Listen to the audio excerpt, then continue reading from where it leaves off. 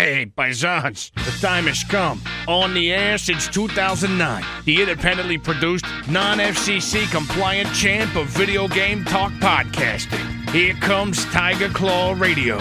Here's your host, Critical Failure.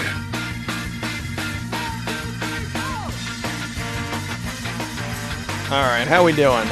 Welcome everybody to Tiger Claw Radio. I'm your host, Critical Failure. It's Friday night. It's time to party with your excellent hosts, CF and CF Jr. Hey, this is your time to say something.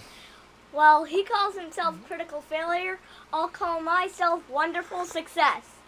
All right, so we have not a van cast, but I'm going to call them Captain's Logs. I guess it's the best I can come up with.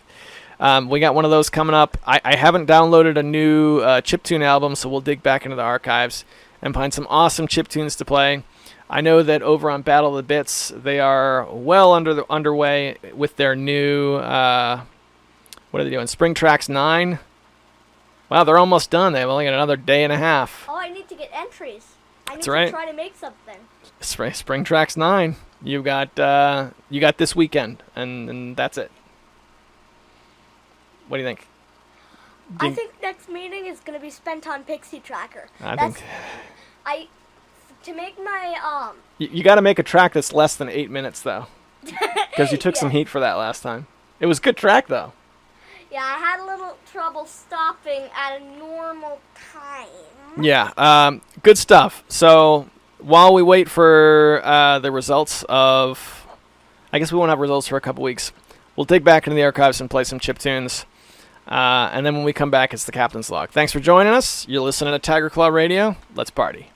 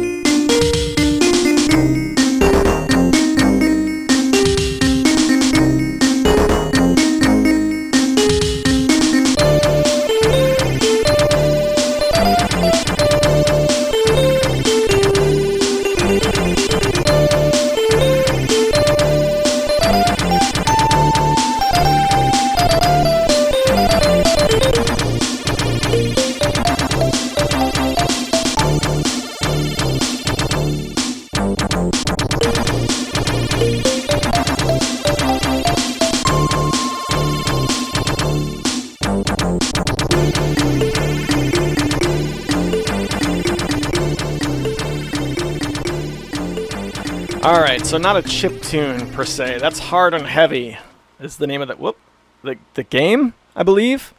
Because that's a legit track. That's from an Amiga game, rather than, say, a chiptune album.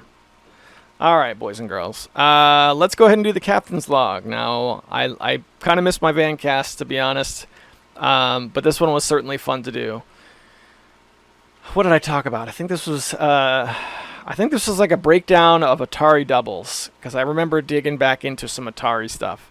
So we'll take a trip to Atari, to my Atari collection, and then later on I got some scary movies to talk about, and we're going to discuss some Trackmania, and I'm going to touch on this Final Fantasy VII Remake. You guys know it's not really my bag, but I will acknowledge its existence. And that's the plan. You're listening to Tiger Claw Radio. Stick with us. All right.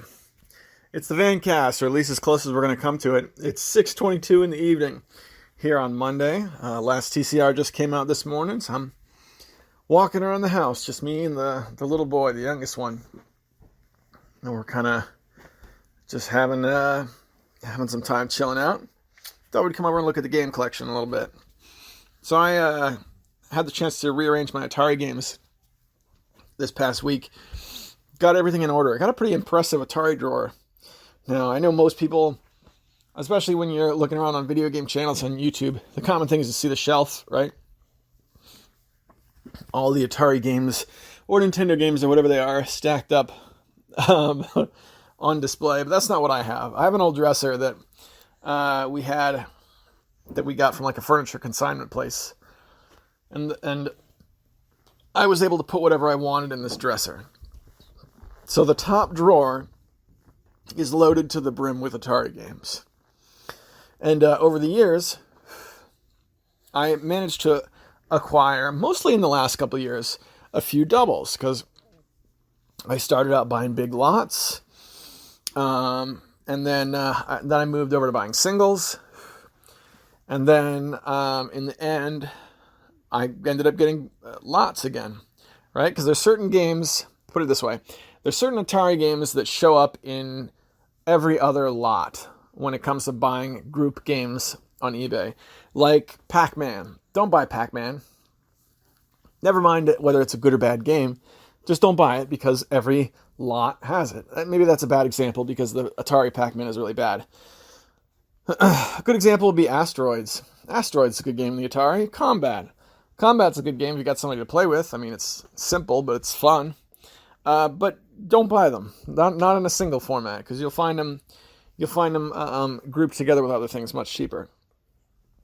So I'm stuck with how many? 1, 2, 3, 4, 5, 6, 7, 8 doubles, and I could package all these together in a lot and sell them off. I wouldn't really get any good money for them, but they are good games for the most part.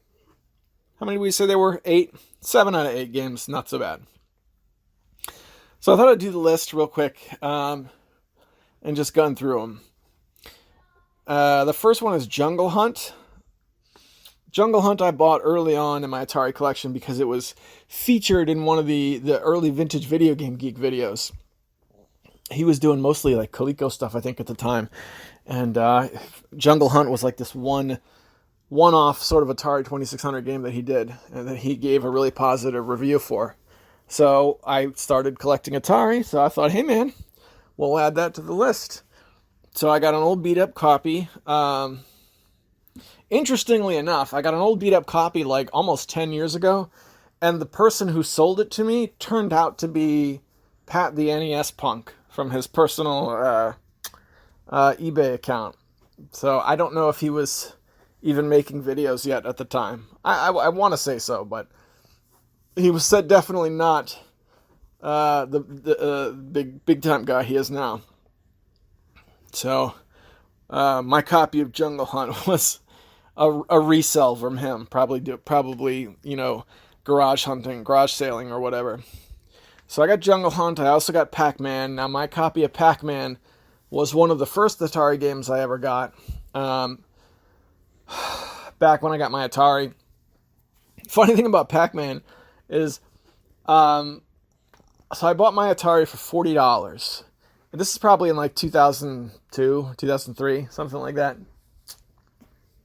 And I got it at a CD and Game Exchange. So a place that was technically and legally was a pawn shop, but mostly what they sold was music, like CDs and stuff. But occasionally I would find a video game there. And on this one particular occasion, they had an Atari. Actually, come to think of it, I got a bunch of my systems there. But anyway, so I got my Atari for $40. I got it. They gave it to me in a garbage bag, and it had 5 or 6 games in it. I can't really remember what all of the starting games were, but I remember Pac-Man was one of them. And I got it home, and I put Pac-Man in, and I started it up, Now, the Pac-Man on the Atari, universally acclaimed as being a terrible game, terrible port. So that was my first taste of the Atari, and I fired it up, and I was like, oh man, I don't know about this. I think I might have wasted $40. I later grew to have fun with it, believe it or not, as much as people dump on it. But there's my copy of Pac-Man. I've also got Wizard of War. CBS Video Games Wizard of War for the Atari 2600. Awesome, awesome game. This is one of a couple of games that, like, it's not a rare game, but it's not a common game either. And I don't know how I got a hold of 2 copies. I think it was because, like, I bought it singularly, and then I bought it again without realizing I had it already. I know of at least one other game I did that with, but Wizard of War is a great game. Kind of sucks that you have to use the right controller for it. Like, typically when I play my Atari, I have the joystick plugged into the left, because the vast majority of the single-player joystick games do that. Joystick plugged into the left port, and there you go. But there's a couple that require it to be in the right port, and Wizard of War is one of them. So I got a copy of Wizard of War. I've got a copy of Raiders of the Lost Ark here, which is, I believe, is another right-hand side controller game.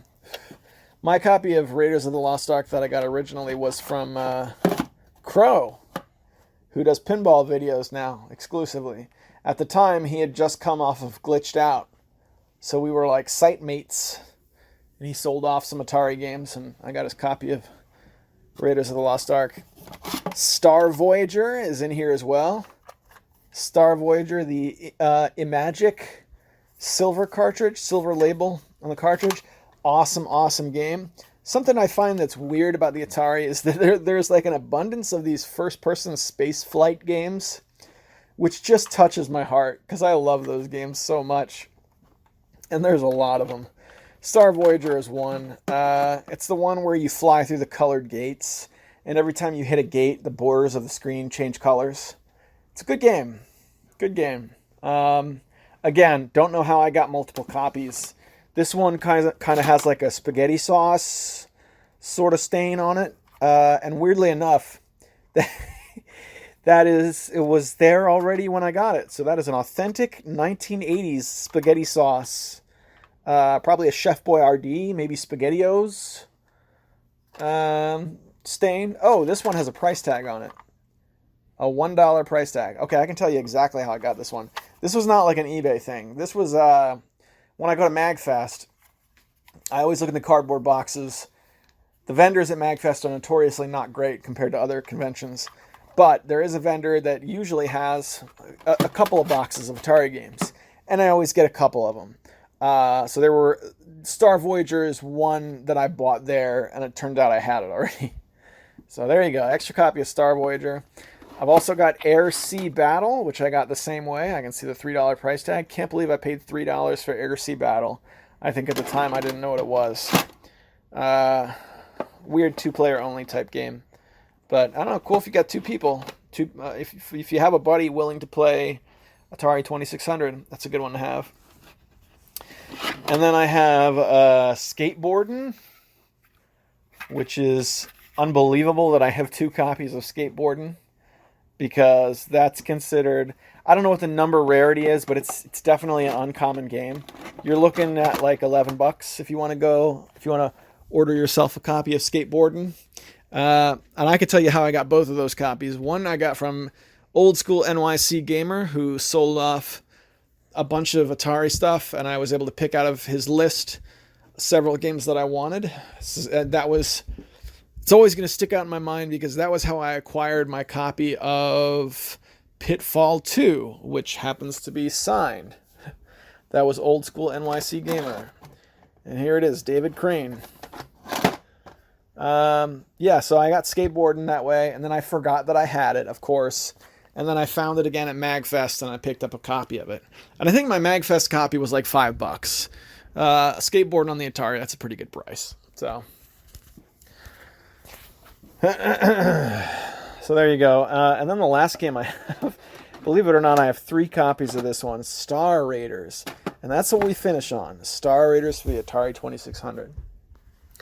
I've got 3 copies of that. 1 copy is in box that my buddy NG got me. This was probably like 6 or 7 years ago now. He was he was collecting physical games, not Atari, but a lot of Famicom, a lot of NES, that sort of thing. So he had a couple of regular dealers in town that he would deal with, like Craigslist kind of guys, that he would meet up with and purchase from regularly. And there were a couple of instances where Atari games just sort of showed up across his lexicon, and he picked them up for me. One was a copy of Stampede, which is complete in box, and one is a copy of Star Raiders, which is complete in box. Star Raiders complete in box on the Atari 2600 is a sight to behold. I'm pretty sure I have footage of this on my YouTube channel somewhere, but it's a big box because Star Raiders came with a custom controller. Right, you had your joystick, but then you also had like a number pad controller, and the idea was it's a first-person space flight kind of game. Then you use the joystick, but then you take your number pad, and you can reach over and hit the number pad to flip to like the map screen. Oh, hang on, what do we got? All right, I think we're good. So buying it complete in box means getting this controller. The only thing that I'm missing is it also had a comic book, and my copy, unfortunately, does not have the comic book. So that mostly complete version of Star Raiders, complete with the unused version of the controller, is like the prize of my Atari collection. Well, next to the David Crane signed Pitfall 2. But I have that, and then on top of getting it in box with all the fixins, that I never want to use, because let me tell you, boys and girls, that copy of the game is unplayed, pristine. So I have that, and I also have 2 loose carts on top of that. And along with the loose carts, I have a loose used version of the little custom controller. So complete, untouched, and then a beater copy that I can use. And then I also have a loose copy that's in here. So that's the list. Star Voyager, Air Sea Battle, Jungle Hunt, Wizard of War, Pac-Man, Raiders of the Lost Ark, Skateboarding, and Star Raiders. And I gotta say, with that list of games, not the best games. I mean, there's some really good ones on that list, but I could have fun with that. That's an evening of entertainment with the Atari 2600. It'd be good to play Atari again. I got the baby in my hands, so I can't settle down and play Atari just yet. Ironically, I have Pac-Man in my system, the game I just got finished talking about how much is universally hated. And I've got it front and center. Did you guys see over on Reddit a couple weeks ago, there was somebody had a COVID-19 version of Space Invaders. one of the classic 10 score super rare games is like that I think it was like a Pepsi promotional game that they gave to like Pepsi Cola executives, or maybe it was a Coke executive thing and you're trying to shoot Pepsi or something like that. Hacked version of Space Invaders with Pepsi and Coke. And they took that ROM and they hacked it to say COVID-19. And that was something we saw on Reddit. There was a guy who makes homebrew carts, made that into an actual cartridge and distributed the ROM, which I thought was pretty funny. I think getting a custom cart made over at Atari Age is like, I don't know, $30 to $50 or something. Like, you can do it if you really want a game. But I don't know. I don't know if I'd pay that much for it. If I was going to have a custom game made for the Atari, or have them load a ROM onto a cart for me, I'd probably have them either make a reproduction of a really expensive game, or maybe get a copy of Halo 2600 made, because that's a fun game. If you're down with Atari, that's a good solid shooter, isn't it? It's a good solid shooter. What do you say, kiddo? You can make noises. Yeah, boy, make noises. Good, solid shooter. Yeah. All right. With that, so that is me alone in the. Oh, I'm not alone. I got you here. What am I saying? What am I saying? He's 7 months old and ready to party. Yeah. And with that, I'm going to send you guys back to the studio. I'll see you there. Back again in the studio. Good times. Good times. I actually did not end up firing up my Atari even once after having that little conversation, though. But I did manage to clean off a dresser downstairs. And one thing that I would really like to do is get my little tube TV, because I still have a little CRT. I think it's like, I don't know exactly what the dimensions are, but I want to say it's like 17 inches. A 17-inch 4:3 aspect ratio CRT, not widescreen, standard TV, that we bought from Best Buy probably in 2004. And it was long enough ago that I was able to go into Best Buy and buy a brand new CRT, and it was $100, which sounds like a lot for a CRT now. Or actually, maybe it isn't, because all the CRTs disappeared. Do you know what a CRT is, kiddo? No. You know how like TVs are flat, like this TV right here, how it's like flat? They used to make TVs where the backs were really fat. And they were like that because they had tubes in them, and they had great big capacitors and stuff. They were just, they weren't always flat like this. They used to be big. So the big TVs worked very different. Classically, what most people who like old video games will tell you is old CRTs, or tube TVs as I call them, they were way better for old video games. Like, I hooked the Sega Genesis up here and I showed it to you and you were like, why does it look blurry? It looks blurry because it was designed to be played on a tube TV. Huh. So that's the old TV I have. Some of these systems here, like the Super Nintendo and stuff, you can play these on any of these TVs, like this flat screen TVs, but they look the best on a CRT. They're the best. Nintendo made a gun that you could shoot. It's called a zapper. It was a pistol that would connect to the Nintendo through a cable. And what it did was when you pulled the trigger, the entire screen would go black except the targets. The targets would be white. But it would only be like that for a split second. And that's how it would knew if you would hit or not. So you could point the gun at the screen and shoot. You'd shoot ducks or shoot targets or whatever. Only CRTs would this thing work. It does not work on these flat TVs because the refresh rate isn't fast enough.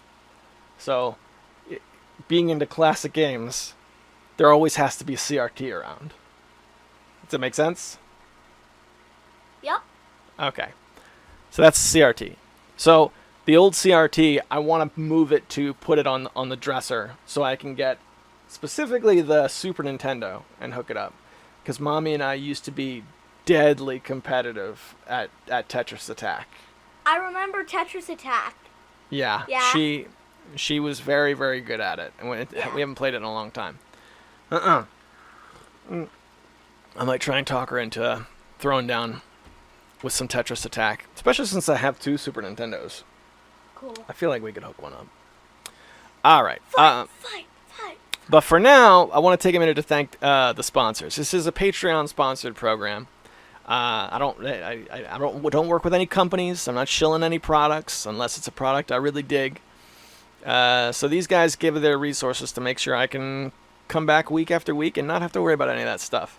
So to them, I offer early access to the show. As soon as it gets done, it goes up so that they can listen to it. We do a little supporter-exclusive content over on Patreon, and I also read their names off in a hall of distinguished gentlemen. They are Hemrock, Sendu, Tecmo Balls, Darabka, Konstantin Kelman, and Eric Controller. Thank you guys very much, and I hope you're having a good time. But for now, I wanted to do one more chip tune before we started talking about Trackmania. But again, I don't have anything picked out. So let me dip back into the archives. I'll find us a good chip tune, and we'll jam. And then when we get back, more video games.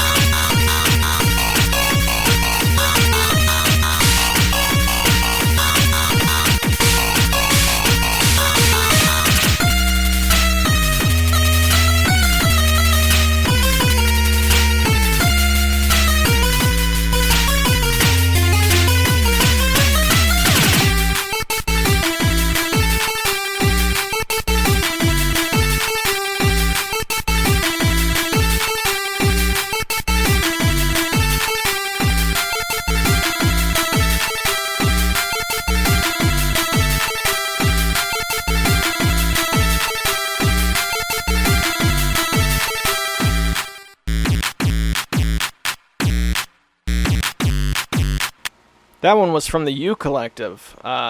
Believe it or not, they haven't been around for a long time, but the U Collective was set to be one of these, a successor to the 8-Bit Collective, and it was very much modeled after them. And they had a lot of the stuff the 8-Bit Collective had. They had a best chip tunes of the week scoreboard, and there was people making tracks, and it was a good time. But then the submissions dried up, and then eventually they closed. They didn't close. Like, the website is still there, but it just says it's under like maintenance. It's being redesigned, and that's what it said for years. I'm gonna head over there now and see if that's still what it says. But I enjoyed the U Collective quite a bit, and I got some good tracks off of there, and I was really sad to see them kind of go under. Yeah, it still says that. BRB, U Collective is currently undergoing major changes. Please check back soon for updates on our progress. In the meantime, maybe check out some music below. So I guess you can check out a couple songs. But I can't, like, submit anything, and all the community stuff is gone. It's very sad. Can I open up the page? Like, here's a track, but will it let me open the page? Both sides of the coin. Go to and play. Not really. Very sad. U Collective, come back. We need more chiptunes in our lives. Battle of the Bits is a good site, but I need a site I can hang out at that's not competitive. I submit tracks to Battle of the Bits, and I don't feel I feel like a loser. I'm so lame. All right. In just a few minutes, we're going to talk about this Final Fantasy VII Remake. But first, I want to touch on this Trackmania game that we've been in love with. So there's some contention in our camp as to which game's the best. But this was your show. This was Junior's going to tell us about what he's been playing, and I think he probably knows more about this game than I do at this point. So, what's Trackmania? Trackmania is a racing game. There are I think 2 games out. The one I play is Trackmania United. There might be more than 2, but the one I play is Trackmania United. What do you play it on? And I play it on the PC. Okay. So it's like a racing game. And like there's tracks that are offline, and then you can make tracks and put them online. Mm-hmm. And there's servers online that you can play to race online tracks. And offline there are tracks directly from Nadia, that's the company that made the game. And then there's like 4 medals: bronze, silver, gold, and then the author medal, which is what the 4th one is called. And there are predetermined times for those, and like it's you try to get a certain medal to unlock the next track for I think there's 5 different leagues. The White League, where for each track you need to get a bronze for the next. Green and blue are both, you need a silver to unlock the next. Red, you need a gold to unlock the next track. And then black, you need a gold on all tracks to unlock the black. If you've grown up with Mario Kart, think of it more like the Mushroom Cup and the Star Cup and the Flower Cup. Instead of using those names, they call them the white tracks and the green tracks and the blue tracks and the red tracks. And then on top of that, there's the black tracks, which are the highest, and you can't play those unless you've gotten gold and everything else. So here's a question, here's really what it comes down to: what makes this game different than all the other racing games? Well, have you played other racing games? I've played some, but I feel like this has like the most options. It looks pretty good.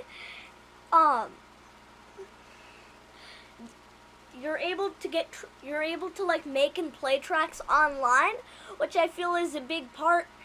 And the way it does medals, that I also feel like that's just a big part, because I do not know any other type of game aside from Trackmania that does like medals with racing. All right, I'm gonna stop you like there. That. So here's the thing about racing games. Typically with racing games, they usually have some sort of feature called Time Attack. Now, they might not have medals per se, but having a goal to try and complete an empty track in a certain amount of time has been in a lot of racing games over the years. There was a racing franchise that was super popular when I was a teenager called Gran Turismo. Super, super popular. Actually, I have over here in the PS1 games. Yeah, here it is. Oh, man. This was a big deal when this came out, kiddo. This Gran Turismo 2. I remember listening to the radio, and the DJ was talking about going home to play Gran Turismo 2. This was a big deal. What made Gran Turismo special that everyone liked was because, unlike Trackmania, all the cars were different. In Trackmania, when you go out on the road, everybody's driving the same car, right? That's another thing that sets it apart from, say, Mario Kart. In Mario Kart, right, the princess rides the motorcycle, and then you got Mario and his thing, and both of those vehicles perform differently. But in Trackmania, when you're doing a stadium race, everybody's in that stadium car, and it's all the same, right? Mhm. Right. And you know why they do it like that? Why? They do it like that because they tried to build a game where the skill ceiling, have you ever heard that term? The No. skill ceiling was very high, meaning you're not going to win because you picked the better car. The only way for you to win is to actually be better than me. You see what I'm saying? Yeah. And that's what makes it good. Gran Turismo, all the cars were different. You could buy different cars, which was a really cool mechanic. But they wanted to make it as much like real driving as possible. So for me, the cars didn't feel good to drive. Trackmania just feels so good. And you can drive up the walls and flip over. And also, you can still drive even if you manage to somehow land upright after falling off a big wall ride, and in which if there was an actual driver in the car, in which you can actually kind of see, like if you try to look inside the car, like a driver, but it's not like if you fall off a wall ride or do something like that. It's not like it's like game, like it's not like you have to restart unless you land upside down. I think you would get something out of trying another racing game just so you can see what they're like. Probably not Gran Turismo, because Gran Turismo is also famously punishingly difficult. I've got a couple of the games, but Project Cars. You should try Project Cars. Yeah. Another reason I think, first of all, one reason that I like the original Trackmania United rather than Trackmania 2, that is because there's just overall lots more tracks. Really? But that is a reason. But another reason that I feel means a lot is the fact that in Trackmania 2 you can drift, and I don't really have the hang of drifting. Like, it feels really hard to me. I love it. New features. That's why I don't like it. Stick with what you know. All right, so take a look at this. I'm showing them some screenshots from the store page for Project Cars. And by the way, by now, this is a 5-year-old game. So take a look and see what you think. I guess that's not really indicative of gameplay. Does this look like a game you would try? No. No, really? What about it turns you off? This is more what it looks like. Although you can kind of see a little driver inside the car in Trackmania, it doesn't show like a huge bunch of like specific things on the dashboard or anything, and I don't really like that in racing games, and I feel like a lot of you are gonna disagree, and in the comments that's okay with me. You'd be surprised. See, here's the thing. This is a simulation. Games that aren't super concerned with being true to life, people usually refer to those as like arcade style racing games, and most of those have what we call a chase cam, like Trackmania has. Trackmania uses a chase cam. This game, you can just press the button and do a chase cam. I've seen people do that. In my opinion, all that this game is missing, the reason why I didn't get into Project Cars, mods. It needed mods. Trackmania has mods. There's that's usually not just racing, but whatever the game is. If it's heavily moddable, like a couple weeks back, we were talking about Morrowind and Oblivion. Those games are heavily moddable. You said what? Who is the oldest YouTuber doing Let's Plays? I saw in my World Records 2020 book, the oldest YouTuber that does gaming is, I think it was 87, and the game she plays is like Skyrim. Skyrim, a heavily moddable game. Skyrim is one of those games where you buy the one game and then you just install mods and you can change it. Very few people actually play just the vanilla Skyrim. Everybody wants to play a modded version. Trackmania is the same kind of way. I would have played this more if it was that way. All right. So did you like talking about what you've been playing? Yeah. So now here's the challenge. This is a game that we're into like a lot right now. When a week goes by and you're still playing the same thing, we can't really go over the same material again because it's a trap I fall into quite a lot. So next week we're going to talk about something else, all right? What if we go more specific and look at some of my really good times? Maybe. You're gonna think of a challenge to try and attack this week? Yes. Like what? The first track, the first white track that had, that's really easy. Although it's really easy, that means we should be able to get some good times. So I'm going to try to get the best time I can, and 10-1 I'll get the author medal due to the time I'll take, and that I have gotten multiple author medals before. And we'll see if I can actually maybe get somewhere, go upwards in the leaderboards. All right. That might be very rewarding and fun to talk about on the air. We'll check back in next week. All right. So let's talk about. Let's see what we got. I want to talk about this Final Fantasy VII Remake thing. What do you guys think about the Final Fantasy VII Remake? We talked about this before it came out. I was not impressed. Now it is out, and it appears to have sold really well. I don't have the numbers in front of me, but what'd they say? Like 3 million units? Something like that in a couple days. Final Fantasy VII Remake sales numbers. Let's see what we got. Huge commercial hit with 3.5 million shipments and digital sales, but it was hamstringed by COVID-19 retail shortages. Aww. Do you think COVID-19 made it hard for people to digitally purchase a game? I suppose it's possible. How? I guess if people couldn't work, then they couldn't bring in extra money to buy video games with. That's a thing. Huh. We're lucky because I can work from home. Oh yeah, that's for sure. Yeah. So what... this is another one that doesn't really look like your kind of game. We talked about this in the last couple weeks. It was like, what if I were to introduce you to a role-playing game, what would the role-playing game be?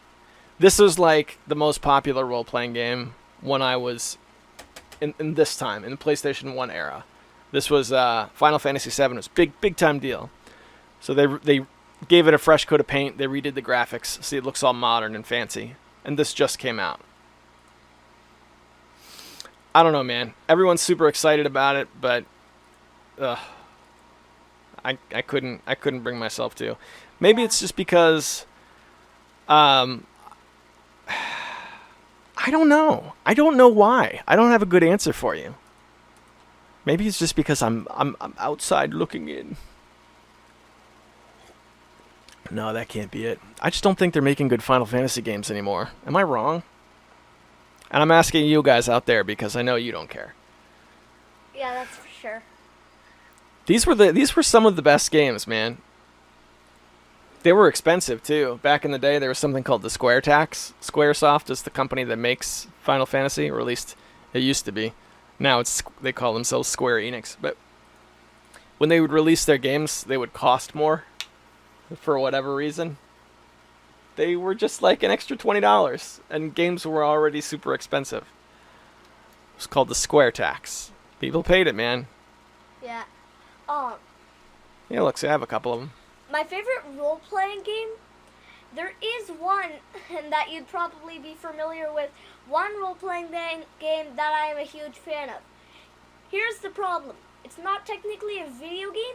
It has been made in video games, but this is probably the only Spit it out. game that I like. Spit it out. Dungeons and Dragons. There you go. Today, Junior.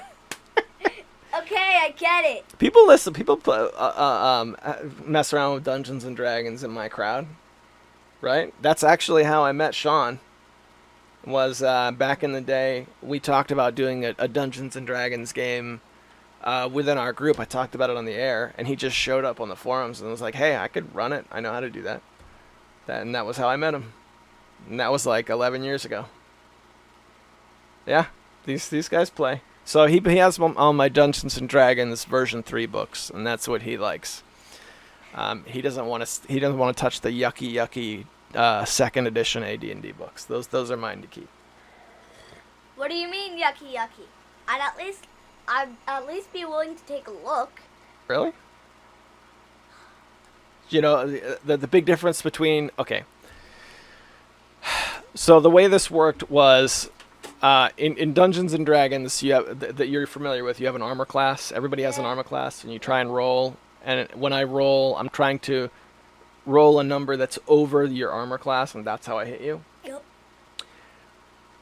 In second edition, it was different. Instead of having that, your armor class was a number between -10 and +10. And the idea was, when I would roll, I had a number that was my target for everybody, and it was called the THACO, THACO, Okay. which stood for 2-hit armor class 0. So let's say I had a THACO of like 15. That means in order to hit somebody, I'd have to roll a 15. But then your armor class would be a modifier I would use to adjust that. So if you had a lot of gear, you could have like an armor class of -1, which means instead of my 15 that I'm always going for, I would go for, I would have to reach a 16. That make sense? Well, not really, because if my armor class would be -1, well, it would make more sense to, take away 1 from... If you add them together, yes, that's true. But that's not what you do. You subtract them, which it involves like a backwards thinking, which is part of the reason why people didn't like it. People loved it in the 80s, and older people still like it. The only handbook that I'd be willing to look at in that case would probably be the Monster Manual, because I enjoy looking at those sometimes. Okay, 2 things. One, I completely understand if you don't like the mechanics, if they're too archaic, but the artwork was really good. Like, even if we never play a second edition game, the books were worth reading, especially the Monster Manual. The Monster Manual was very, very good. It was the last one of the 3 core books I bought. And if you look at my copy of the Monster Manual, it's not up here, it's downstairs in the basement. I'll have to get it out for you. My copy of the Monster Manual is covered in masking tape because I bought a second-hand copy from a shop when Mommy and I lived an hour up north. I don't want to say the name of the city on the air. But we had, like, no money. So I bought it like half in quarters, and it was like a $30 book, and I had been saving for weeks. And I was so excited to get my broken down old copy of the Monster Manual. Oh my gosh. And it's covered in tape, and it's in rough shape. It's a good book. I was really proud that day. Just check it out. It's the monsters in the old Monster Manual were more like paintings, whereas in the books you're used to reading, they're more touched up with computer graphics, so they look more photorealistic. What do you think? Okay. Did you say you had 2 copies? No, I only have 1, Oh. but you could keep it in your room. I thought you said you did. I'll take a little look at it, and based on what I think, I'll decide whether I keep it in my room or whether it's still yours. You're not going to like it as much as your 3rd edition. You're not going. Because those books, that was your introduction to Dungeons and Dragons, and you and I had like our classic games that we'll remember forever. We had all those in 3rd edition, so that's kind of like hard to touch. But it's worth checking out. I mean, if you want to trip back to Dungeons and Dragons Town. All right, so yeah, there were actually a few games that put Dungeons and Dragons into computer form, actually pretty successfully, that you might enjoy. Even if you don't like, say, like a JRPG, like a Japanese role-playing game, you might like a Western RPG more. Something that's actually supposed to be like Dungeons and Dragons. I might recommend something like Baldur's Gate. Or let's see. Let's see if I can give you a nice picture of Baldur's Gate here. Baldur's Gate. Enhanced. Screenshot. Okay, let's take a look. Alright, give me 1 second. How we doing? Alright. Mommy's off to bed. This is Baldur's Gate here. Can we get this in full screen? Please give it to me in full screen. So you have a party. You're not controlling one person. So this right here are all the people in your party. And then you move them around in a group. And then you have to look around and fight people. And at any time you can pause the game and give everyone in your party orders. Like you can have these 2 people will attack. And this person will like step back and try and shoot. And this person will come from the side. And these 2 people will cast spells. That sort of thing. What do you think? You think you'd ever play a game like that? I might try it. This game was huge, but when it came out, I think I was too young. I wasn't interested in it until later in life. I don't know.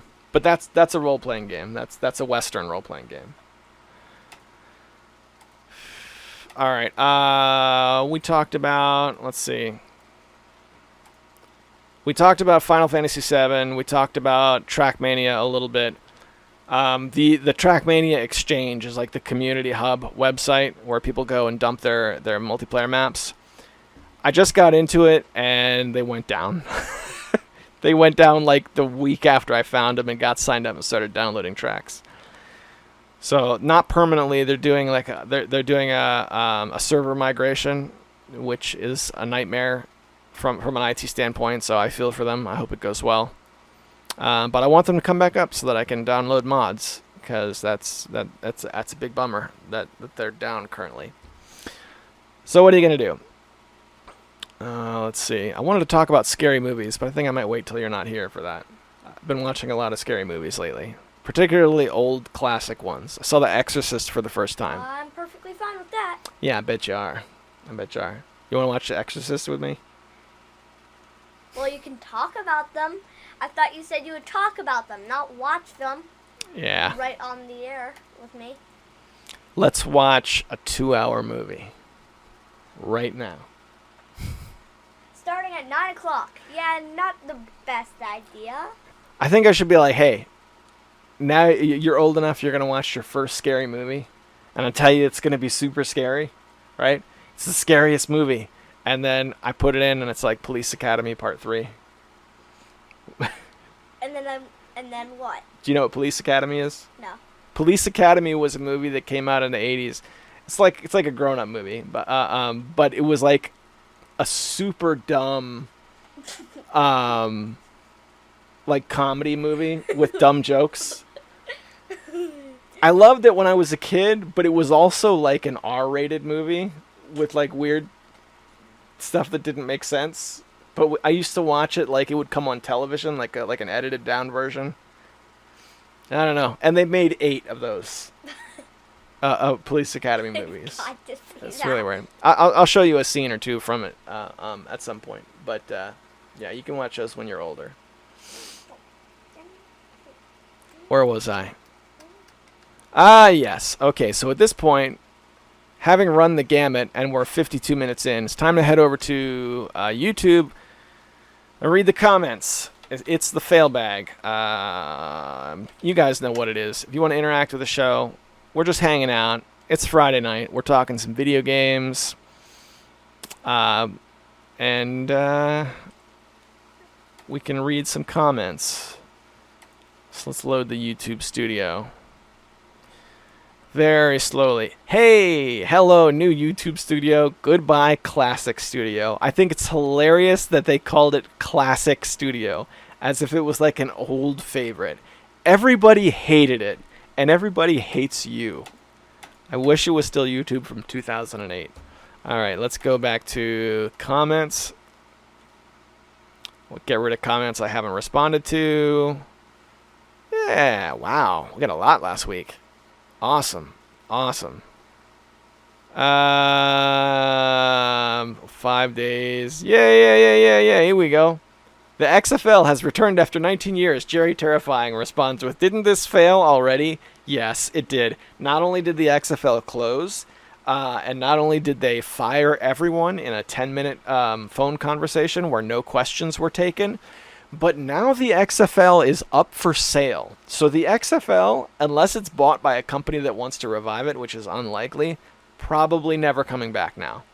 Which, I was a DC Defenders fan. All right? What was that guy's name? Cordell Jones or something? Had a great Game 1 and Game 2, and then he saw the Sonic the Hedgehog movie, and then couldn't get it together after that. What do you mean? That was a big joke. Okay, so they played 5 weeks, and the first 2 weeks, they were killer. They were really good. But then the quarterback fell off. It started playing really badly. So the joke was that the thing that made him start playing badly was he saw the Sonic the Hedgehog movie. And that was it.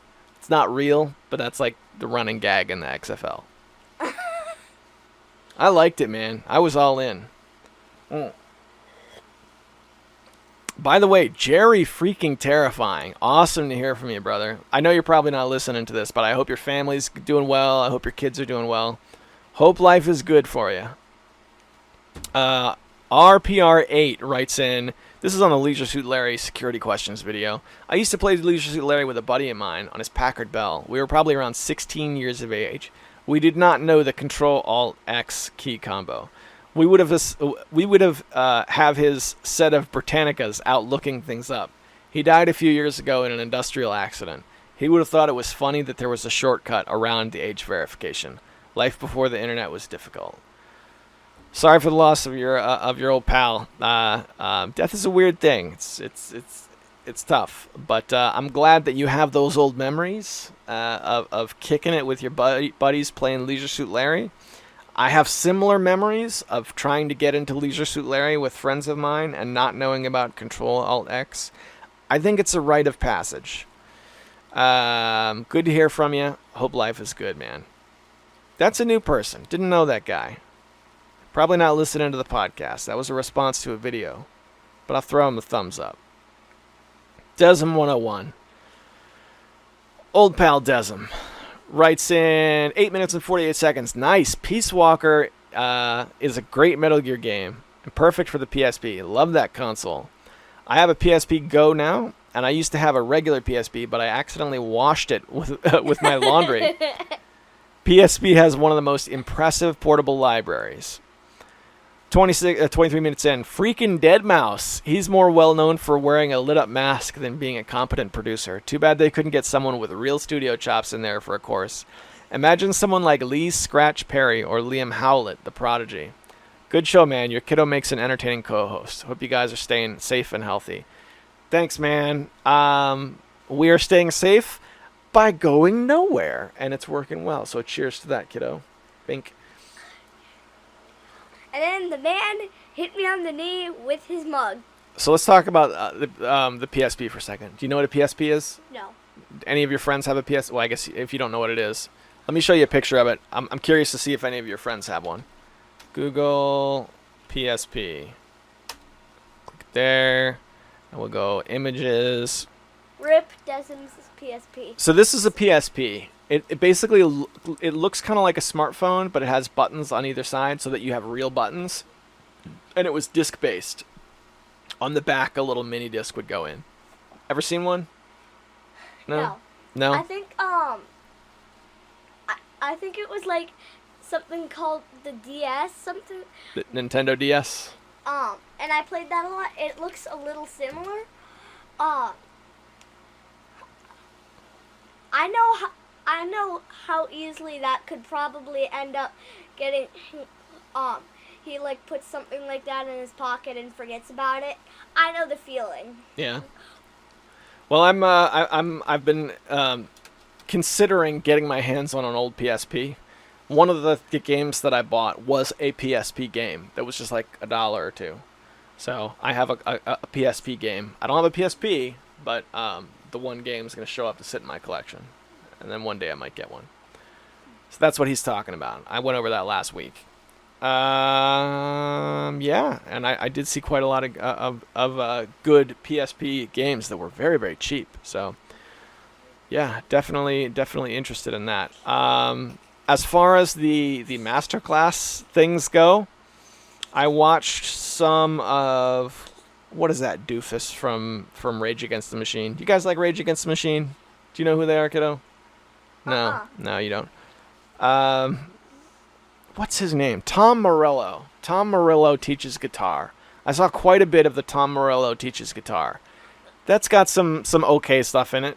I think Tom Morello's a bit of a weird guy, but he definitely knows more like competent practical tips on how to get good at his instrument, rather than Deadmau5, who is literally like, I'm gonna draw a pattern in Ableton and that's how I make a song. I'll have to look up these other guys. Yeah, there's a lot of people who I would love to see make those, who haven't. So we'll see. Mecha Menace. But we gotta give our sign off to Desm. Desm, thanks again for the Saturn. I hope your life is going good. I hope you're staying safe, staying healthy. And now Mecha Menace. Golly, don't rush me. We've got 2. Okay, they're from the same episode, right? 331.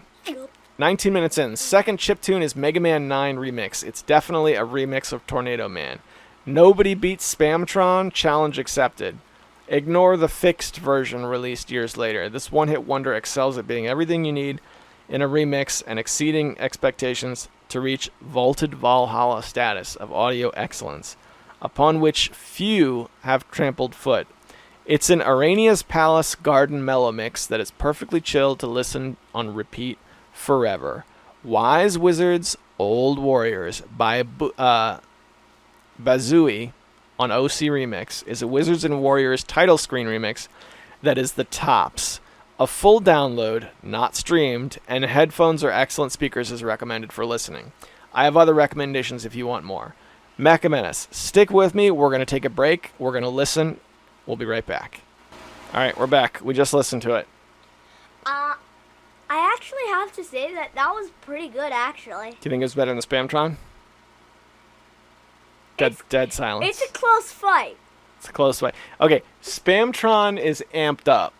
That was super chilled out. Spamtron is like dance party music, whereas that was very chill. I dug it. It was good. It was very good. Yeah. If you use the same melody but pump it up to like Spamtron's style, like the pumped up music, that would probably also make me like it a lot more. But So you don't like chilled out music? It's already pretty good. You don't like chilled out music? Well, chilled out music is still a lot better than, well, the stupid old music that this boy listens to sometimes. What? How can you say that? How can you say that? I introduced you to chiptunes. Well, not all chiptunes are created equal. I am very picky with music, and it can be hard to explain specifically what I like sometimes. But very picky with music. How can you say that? How dare you, sir? Because I have vocal cords. How dare you? Well, I have vocal cords. That's how I. Yeah, you have vocal cords for now. Mecha Menace left another comment right, a couple comments right after that. Okay, so I forgot to talk about selling mods. So I returned with a non-answer about selling user content by the publisher of the game. The answer is read the EULA. It really depends on the publisher. The EULA is there to protect the company's interest, not its users. That's right. Funny thing is that most people, me included, will say, I own games. However, you don't, and never have. The EULA gives you a license to use the software, but you don't own it. Modding is allowed for the most part until it isn't. Look up the lawsuit between the hackers of Dead or Alive Volleyball, Xbox, and Tecmo. Wow, I didn't know that there was a suit there. That suit ended favorably in the world of We the Plebs, but it shows that companies were not only there to profit off their IP, it would possibly have been better for Tecmo to pursue an argument that these hacks damaged their IP, but I'm not a lawyer, so maybe it'd be much more difficult to prove. CF, were those total conversions like the X-Man one sold in EB or Babbage's licensed works? Did they require the makers to go to an ID and purchase a license to add or modify in the game? I don't know. I don't know the answer to that. I know that there was a mod for Quake with X-Men that was sold, but that's a different story because that one was actually the guy was making the mod and then after the fact he was contacted and it was legitimately purchased. So that one was a different story. Personal opinion time. I think if the publisher thinks the modding community will help sell the game, they are hands off, but it doesn't mean they will support it with tools and with a user-friendly database, nor does it mean they can try stopping it. Yeah, I would agree. It's just like the guy. Do you remember the Oh Really Owl? Do you remember the Oh Really? Do you know what the Oh Really Owl is? No. Okay. So this guy took a picture of an owl, all right, and his picture that he took, he owned the rights to because that's how pictures work. Pictures are just like a movie or making a song. You take the picture, you own the rights to it. Well, his picture became a meme, and it was all over the internet. And at one point, he tried to start suing everyone, claiming, I own the O'Reilly Owl. And it didn't work out in his favor. Eventually, it was like, well, no, you don't. Everyone owns the O'Reilly Owl, and I don't really understand how that worked. I'm going to show you the O'Reilly Owl right now. That's the O'Reilly Owl. Really? It's like a primitive early meme. It's just an owl. Oh, really? That's funny. Yeah, and this is the picture here. Yep. This is Old memes. Yeah, so thanks for that, Mecha Menace. It is interesting how quickly things can get complicated when it comes to who owns what. I have always been of the opinion that it's the consumers that matter to me. Do you know what I mean? I'm interested in making sure that the consumers have as much rights and tools and fun stuff as possible. I was never really super concerned with who owns what or who makes money off of it, but the older I get, the more I realize it does matter, because once people start arguing over who owns what, that's when games start becoming unavailable. It's the same thing with not just with mods, but with actual games. That's the reason we don't have Wizardry 1 through 5 available to purchase on any website, because there's a lot of contention over who owns it. So we only have access to 6 through 8. And I know nobody else who listens to this cares about that, but I want to play Wizardry 1, the MS-DOS version that was really, truly awful. That's the one I want to play. We got one more from Mecha Menace. He writes, by the way, you can still face lawsuits for mods that don't use IP holders' assets. Check out this article about the creator of the PS4's game maker, Project Dreams. Let's see. And I didn't read the article, but it says, Dreams player, Sony remove Mario assets, IP copyright. Yeah, when you start messing around with Nintendo's IP, all Nintendo does is remake the same 5 games over and over again. So if anybody starts messing around with those IPs, they don't have a choice. If Nintendo couldn't remake Mario and Zelda, what would they have? Not a lot. Has Nintendo tried suing DeviantArt users yet? That is a really good question. I do not know. Obviously, this comment will be hidden because of the link, but I know you got me, CF. Tell you what, I'm going to put a heart on that one just to make sure it stays front and center. They let it go. I don't know.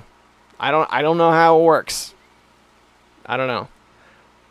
But definitely thanks for that. I hope your life is good, man. It's good to hear from you. Stay safe. Stay inside. Get yourself a blanket. Go to your living room and build a fort. And inside that fort, play a PSP. Eat some snacks. And don't come out ever. That's how we stay safe. Death Adder. 3 days ago. When my video game comes out, I'm stealing every mod ever. It'll be in the agreement. I checked out the used car salesman's videos about Daggerfall. He looks like he'd fit right in there with the gang, to be honest. Right in here with the gang, to be honest. I know, right? That guy's videos are pretty cool. So did you figure out what his name is? Because I can't remember.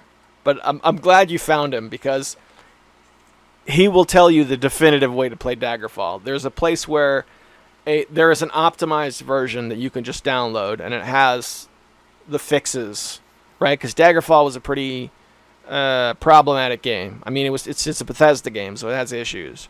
But that guy's version is the way to play. But let's read on. He says, so I finally put the 2G Dead by Daylight mobile on my phone and played it 3 games worth of it for the memes. If there is a way to Bluetooth a controller to it, it might be worth it just to be superhuman against other players. But yeah, what would you expect? I might play 1 game of it while on the toilet for immersion before I uninstall it. Alright, I didn't realize that there was a Dead by Daylight mobile game. I'm going to go to the Play Store and see what we have. Dead by Daylight. I'm watching all the movies now that Dead by Daylight references, which is pretty cool. Dead by Daylight. Horrified, multiplayer survival horror. Horror hunt until daylight. Dead by Daylight mobile. There it is. Install. How much do they actually want for it?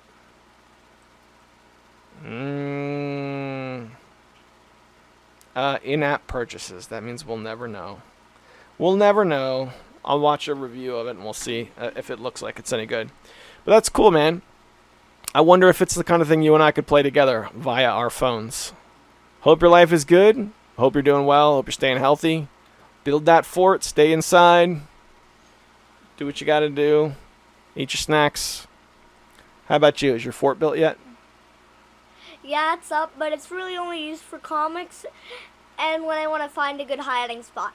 And also, if he tries to get in a fort and eat snacks, has a few problems that he might run into. Well, first of all, I hope he doesn't start hitting his head on the top of the fort, because when my sister tried getting in for the first time, she had that problem a whole lot. Second of all, you're going to run out of snacks, you know that? Eventually. You'll always run out of snacks eventually. Okay, so one thing I did, I used to have a hockey stick. Who was it who gave me this hockey stick? This was like for my 11th birthday. So I was pretty close to your age. And I got these hockey sticks that were already like super small. Just think like this tall. I guess you could get like, what would be something equivalent to that size?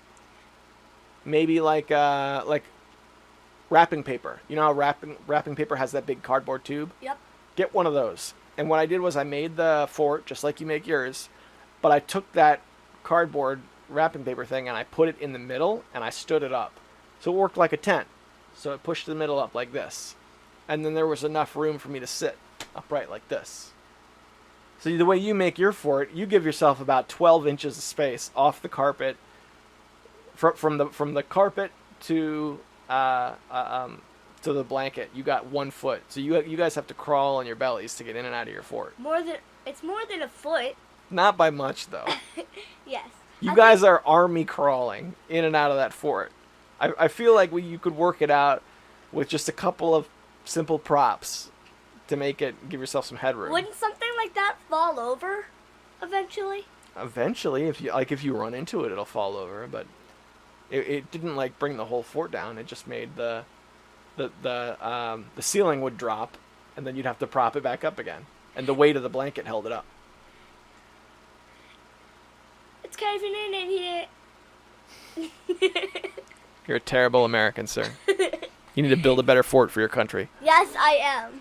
Eric Controller. I got a lot out of this episode, man. Both Killing Floor and Neon Chrome were not on my radar at all. After listening to your show, I looked them both up, and they look awesome. I might even do a Let's Play of Neon Chrome for my channel. Thanks, dude. Have a lot of fun with those. Neon Chrome is an awesome game. I very much enjoyed it. And I didn't realize, I'm popping into your channel now, you got a Fear trailer. Let's see what else you got. I like your banner. Your banner looks better than mine.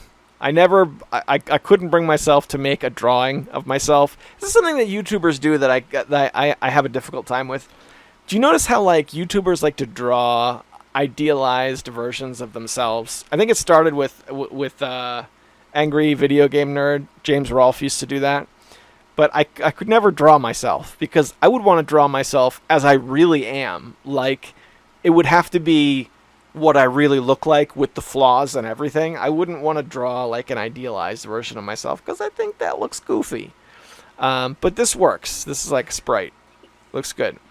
I think something anybody would go for is a meme face. You know, the troll face? Or something like that. You got some good games in here. You played Doom 3, Resurrection of Evil. I never played the expansion. At least in that case, I'd want to spend a lot of time looking at it. Blake Stone. I have been in here. Look at this. I've watched your Blood video. Blood sure is violent. Yes, it is. All right. I will... I can't believe I didn't subscribe yet. Throw a sub on there. Don't watch this show. Like, kids watching some violent TV show. Parrot comes in. Don't watch this show. It's too violent. You will not be watching Blood. I will not be watching his Let's Play of Blood while you're around. Blood sure is violent.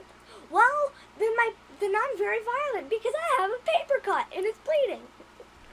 All right. Not in all cases. So you played Killing Floor and you played Neon Chrome. Killing Floor is such a good game. Such a good game. I dearly miss my Killing Floor squad. Enjoy that one. Be as sociable as possible. Meet people that you want to play with again in Killing Floor. That's where it's fun. A lot of leveling. A lot of playing the same levels over and over again. A lot of dying. But my goodness. Whew, what a good game. How are we doing now? I think that might be it. We made it an hour and 15 minutes in. And with that, boys and girls, whatever has brought you here, 1 hour and 15 minutes and 45 seconds into episode 332 of Tiger Claw Radio, I appreciate the time you've spent hanging out. It's been fun talking about some video games, listening to some chiptunes, causing some trouble. Hope your lives are good. Hope you guys are staying healthy. Hope you guys are isolating. I hope you guys are enjoying the quarantine. Enjoy it. Enjoy the time at home. Time is the most valuable currency. Let's enjoy this little bit that we've been given, and we will use that to find the silver lining, because that's really what it's about. It's fine. You got to focus on the good things that we can extract from our lives. Otherwise, what do we have? We've got the Final Fantasy VII Remake. That's what we have. And I demand more than that from my life.